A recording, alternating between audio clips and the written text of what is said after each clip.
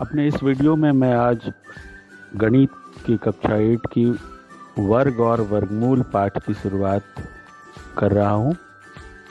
इसमें हम जानेंगे पूर्ण वर्ग संख्या क्या है एवं उनके गुण।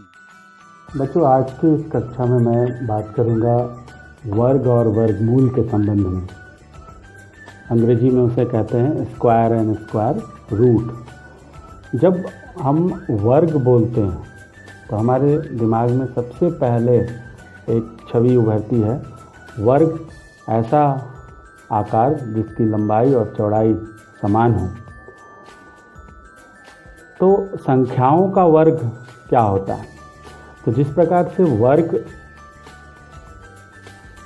की दो भुजाएं, चारों भुजाएं आपस में बराबर होती हैं, और जब हम वर्ग का क्षेत्रफल लिखते हैं तो लंबाई गुना चौड़ाई करते हैं, तो उसी भुजा गुने भुजा 2 दूनी 4 वर्ग सेंटीमीटर हम इसे लिखते हैं।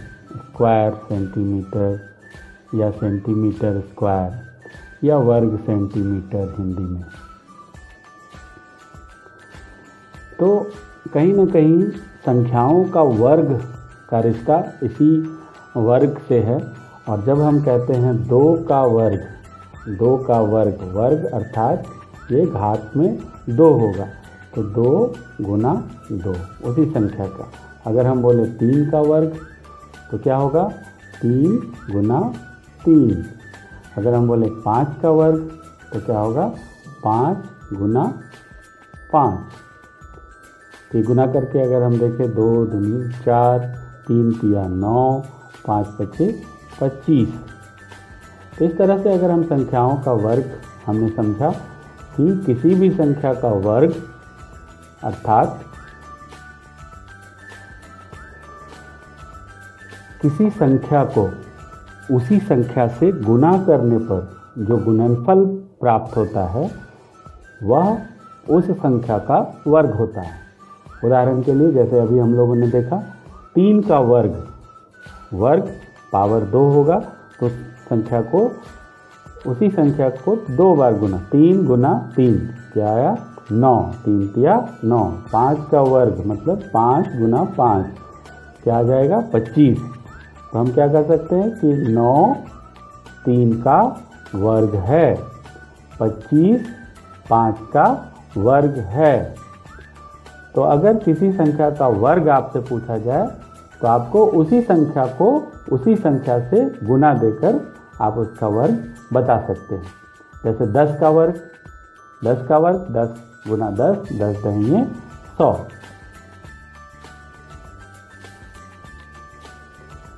यहाँ पे 1 से लेके 20 तक की संख्याओं का वर्ग दिखाया गया। आपको 1 से लेकर 20 तक की संख्याओं का वर्ग आप देख रहे हैं। इसमें किसी भी संख्या के वर्ग में के अंत में इकाई का अंक जैसे कि यहाँ पे 1 है, यहाँ पे 1 है, 4 है, 9 है, 6 है, 5 है, 6 है, 9 है, 4 है, 1 है। तो 1 से लेकर 20 तक की संख्याओं का वर्ग में हम देख रहे हैं किसी भी संख्या के इकाई के अंक में 2 नहीं है, 3 नहीं है, 7 नहीं है और 8 नहीं है। ये जो संख्याएं हैं 2, 3, 7 और 8, ये किसी भी संख्या के वर्ग में हम नहीं पा रहे हैं। तो इसके आधार पर हम कुछ वर्ग संख्याओं के गुण देखेंगे। इस तरह से हमने देखा कि जिस संख्या के अंत में 2, 3, 7 या 8 हो वो पूर्ण वर्ग संख्या नहीं हो सकती है। जैसे 23, इसके इकाई के अंक में 3 है, ये पूर्ण वर्ग संख्या नहीं हो सकती है। 427, इसके इकाई के अंक में 7 है, ये पूर्ण वर्ग संख्या नहीं हो सकती है। 538, इसकी इकाई के अंक में 8 है, ये पूर्ण वर्ग संख्या नहीं हो सकती। इसके इकाई के अंक में 2 है, ये पूर्ण वर्ग संख्या नहीं हो सकती। कोई भी बड़ी से बड़ी संख्या वह हम इकाई के अंक को देख के बता सकते हैं कि वो संख्या पूर्ण वर्ग है या नहीं। जैसे एक प्रश्न है, क्या 5, 7, 8, 9, 6, 8 पूर्ण वर्ग संख्या है। तो ये संख्या कोई भी हो, कितनी भी बड़ी हो, इसकी इकाई का अंक 8 है, इसीलिए ये पूर्ण वर्ग संख्या नहीं हो सकती। सम संख्याओं के वर्ग के संबंध में हम देखेंगे कि सम संख्याओं का वर्ग सदा सम संख्या होती है। जैसे कि सम संख्या हम सभी जानते हैं कि जिस संख्या के इकाई का अंक 0, 2, 4, 6, 8 हो, वो संख्याएं सम संख्या कहलाती है। सम संख्या का अगर वर्ग किया जाए, मान लेते हैं कि हम वर्ग कर रहे हैं 4 का, तो 4 का अगर वर्ग करेंगे तो ये 16 आएगा। 4 स्वयं एक सम संख्या है और इसका वर्ग जो 16 आया, ये भी एक सम संख्या है। इसी तरह से अगर हम ले 12 का वर्ग करें, 12 एक सम संख्या है, 12 का वर्ग 144, ये भी एक सम संख्या है। तो इस तरह से हम देखते हैं कि जितनी भी वर्ग सम संख्याएं हैं, उनका वर्ग एक सम संख्या ही आता है।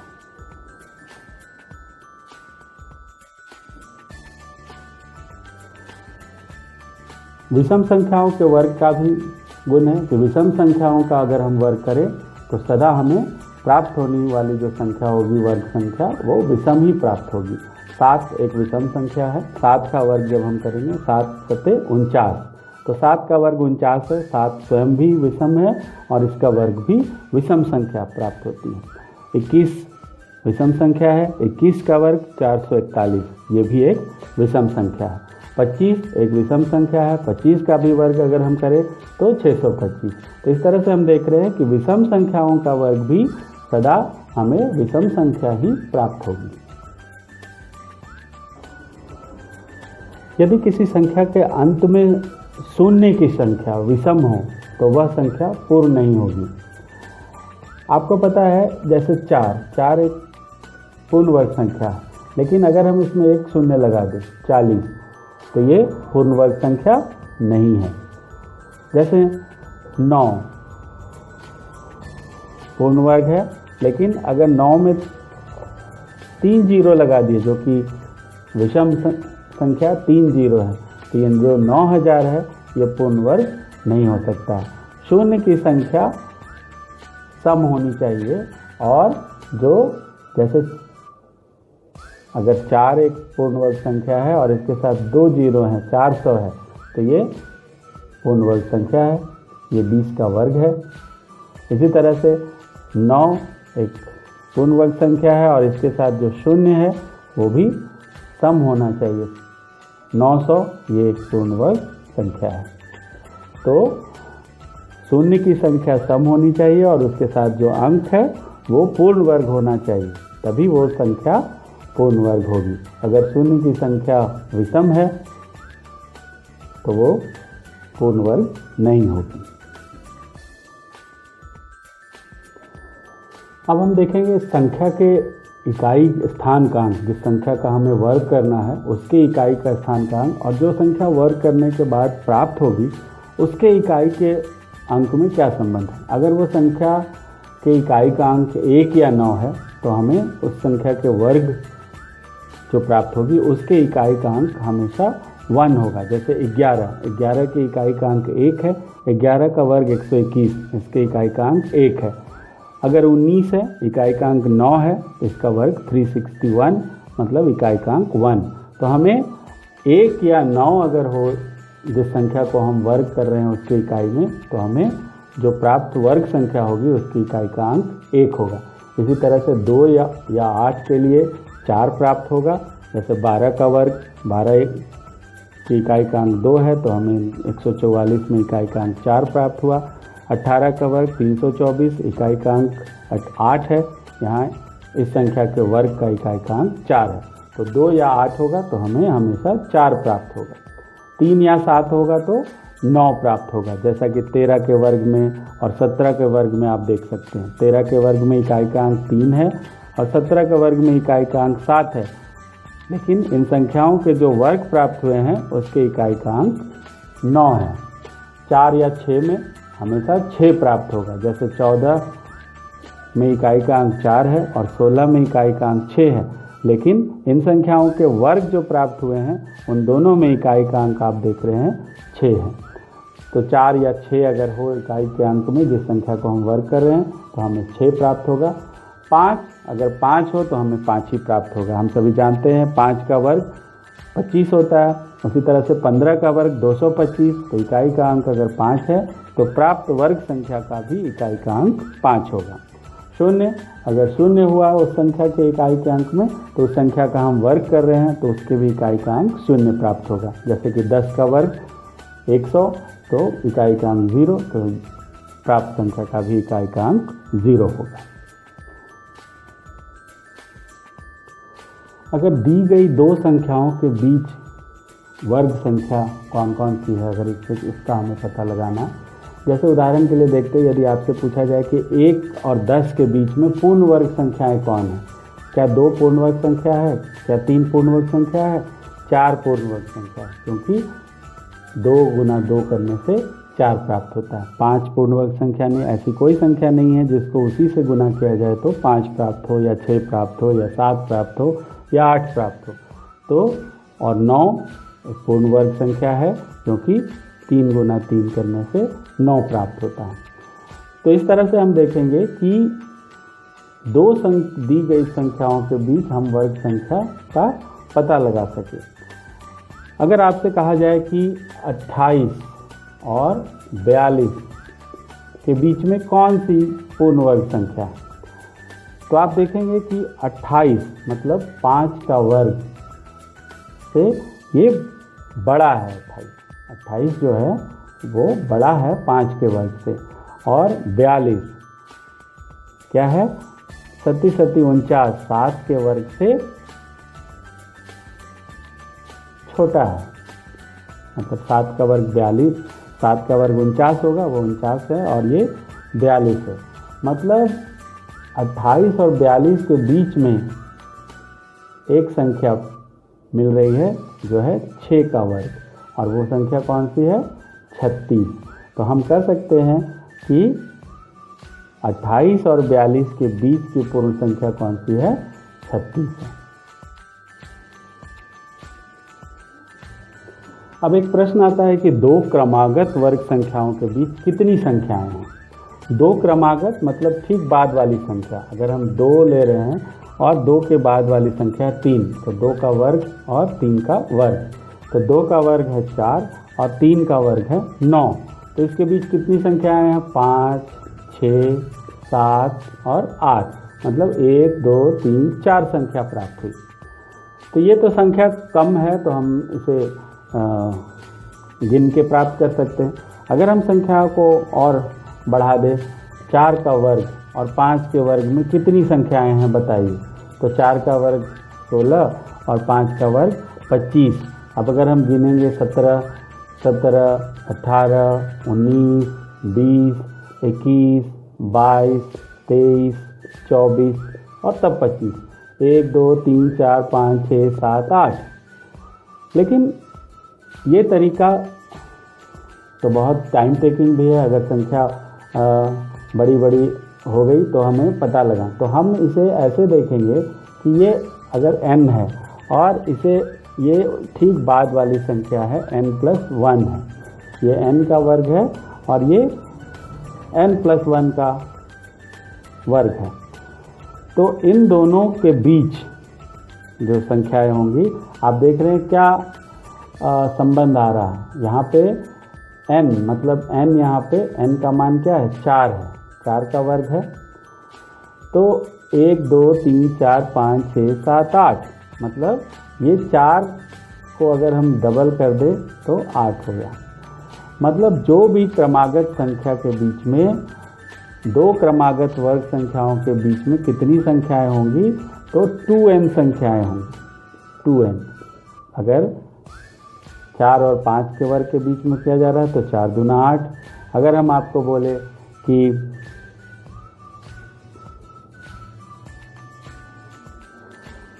तो हमने देखा कि n² एवं n+1 के होल स्क्वायर के बीच 2n संख्याएं हैं।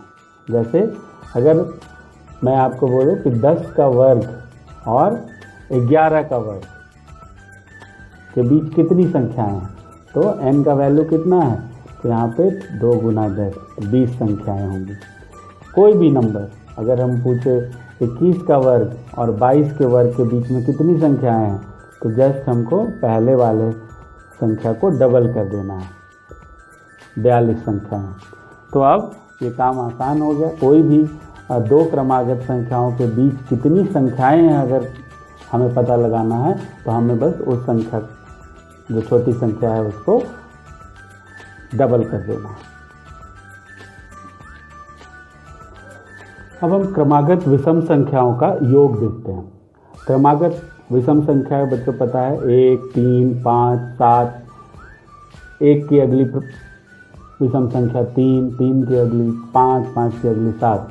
तो अगर हम एक विषम संख्या है 1 और 3, क्रमागत विषम संख्या का योग क्या हुआ 4, 1, 3, 5 का योग क्या होगा 9, 1, 3, 5, 7 का योग क्या होगा 16।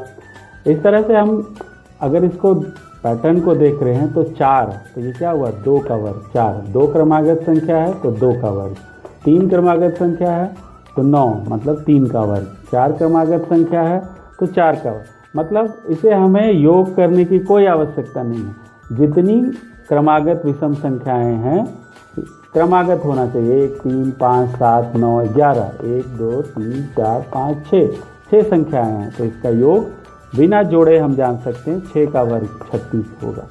इस तरह से एक हमें पैटर्न से एक नियम का पता चला कि क्रमागत विषम n क्रमागत विषम संख्याओं का योग क्या होता है, n स्क्वायर होगा। उस संख्या को जितनी क्रमागत विषम संख्याएं होंगी उनका योग हमें उस जितनी संख्या होगी उसके वर्ग करने से प्राप्त हो जाएगा। तो क्रमागत विषम संख्याओं के योग से हमें एक चीज़ पता चला, हम इस नतीजे पर पहुंच सकते हैं कि यदि कोई संख्या 1 से प्रारंभ होने वाली क्रमागत विषम संख्याओं के योग के रूप में अगर व्यक्त नहीं किया जा सके तो वह संख्या पूर्ण वर्ग संख्या नहीं हो सकती। मतलब कोई भी वर्ग संख्या को हमें 1, 3, 5, 7, 9, 11 इस तरह से योग के रूप में वो लिखा जाना चाहिए। इसका इस्तेमाल वर्ग संख्या की जांच के लिए भी हम कर सकते हैं। अगर एक 25 को एक संख्या है, हम अगर जानना चाहते हैं कि ये वर्ग संख्या है या नहीं, तो 25 से हम घटाना शुरू करेंगे। 25 से 1 घटाएंगे तो क्या होगा, ये हो जाएगा 24। 24 से अगली विषम संख्या 3, क्या मिला 21। 21 से अगली विषम संख्या 5, क्या मिलेगा 16। अगली विषम संख्या 7, क्या मिलेगा 9, और अगली विषम संख्या 9। 1, 3, 5, 7, 9, 0 आ गया। ये अगर पूर्ण वर्ग संख्या होगी तो 1, 3, 5, 7, 9, 11, 13 ऐसे अगर हम घटाते चलेंगे तो एक परिस्थिति आएगी जब वो 0 हो गई, 0 हमें प्राप्त होगा। और ये खास बात है कि वो जिस संख्या का वर्ग होगा वो उतनी बार में 0 आ जाएगा। 1, 2, 3, 4, 5वें बार में 0 प्राप्त हो गया, क्योंकि 5 का वर्ग 25 है। तो इस तरह से विषम संख्याओं को हम अगर क्रमागत विषम संख्याओं को किसी वर्ग संख्या से घटाते चले तो हमें 0 प्राप्त होगा। तो 0 प्राप्त हो रहा है, मतलब वो संख्या क्रमागत विषम संख्याओं को योग करने से प्राप्त की जा सकती है। विषम संख्या के वर्ग का एक और गुण है। अगर हम विषम संख्या 3 का वर्ग करते हैं 9, 3 तिया 9, तो हम इसे लिख सकते हैं 4 जोड़ 5। 5 का वर्ग 25, 25 हम कैसे लिख सकते हैं 12 जोड़ 13। क्रमागत प्राकृत संख्या के योग के रूप में लिखा जा सकता है। कोई भी विषम संख्या, सती सती 49 को अगर हम लिखना चाहें तो हम इसे लिख सकते हैं 24 प्लस 25। 9 9 81, इसे हम लिख सकते हैं 40 प्लस 41।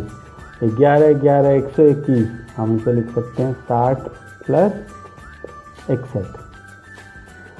तो इस तरह से विषम संख्याओं के वर्ग को हम क्रमागत प्राकृत संख्या के योग के रूप में उसे लिख सकते हैं, कोई भी विषम संख्या।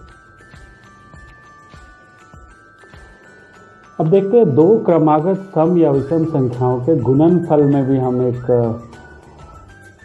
देखते हैं पैटर्न कि अगर 3 और 5 ये दो क्रमागत विषम संख्या है, इनका गुणनफल, तो जब भी दो क्रमागत विषम संख्या होगी तो उनके बीच में एक सम संख्या होगी, या दो क्रमागत सम संख्या है तो उनके बीच एक विषम संख्या होगी।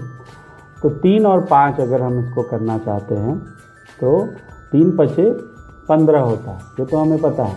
लेकिन अगर हम इसे ऐसे देखें कि 3 और 5 के बीच में क्या होता है 4, तो 4 का वर्ग में से एक कम अगर हम इसे करें तो 4 चौके 16 माइनस 1 15 आ जा रहा है। तो ये एक पैटर्न हमें पता चल रहा है कि 3 और 5 को अगर हमें गुना करना है तो हम उसके बीच जो संख्या है उसके वर्ग से अगर हम एक कम कर दें तो हमें गुणनफल प्राप्त हो जाता है। 7 9 63 होता है। 7 और 9 के बीच में एक सम संख्या है 8, 8 का वर्ग -1, 8 का वर्ग 64 -1, ये क्या आ जाएगा 63। तो 7 9 63। 4 6 24, 4 और 6 सम संख्या है, इसके बीच एक विषम संख्या है 5, 5 का वर्ग -1, 5 पचे 25 -1 बराबर 24। हम गुना कर सकते हैं ऐसे, लेकिन ये खास गुण है, इसे हमें समझना होगा जो बड़ी बड़ी संख्याओं को हमको गुना करने में सुविधा देगा। जैसे 12 गुना 14 करना है तो 12 और 14 के बीच में एक वर्ग संख्या है 13, 13 का वर्ग करेंगे, 13 का वर्ग 169 -1, हमें क्या प्राप्त होगा 168।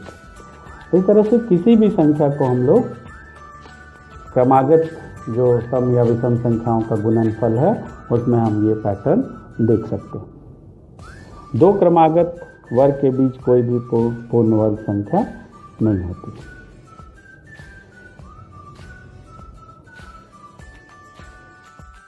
इस प्रकार हमने सीखा संख्या का वर्ग उसी संख्या को उसी संख्या से गुना करने पर प्राप्त होता है। वर्ग संख्या के इकाई स्थान का अंक 1, 4, 5, 6, 9 या 0 होता है। जिस संख्या के इकाई स्थान का अंक 2, 3, 7 या 8 हो वह संख्या वर्ग संख्या नहीं हो सकती। सम संख्या का वर्ग सम संख्या ही होता है, विषम संख्या का वर्ग विषम संख्या ही होता है। n स्क्वायर तथा n+1 स्क्वायर के बीच 2n संख्याएं होती हैं। पहली n विषम संख्याओं का योग n स्क्वायर के बराबर होता है और क्रमागत सम या विषम संख्याओं का गुणनफल उनके बीच की सम या विषम संख्या के वर्ग से एक कम होता है। अपने अगले वीडियो में मैं वर्ग और वर्गमूल के आगे की बात करूंगा। धन्यवाद।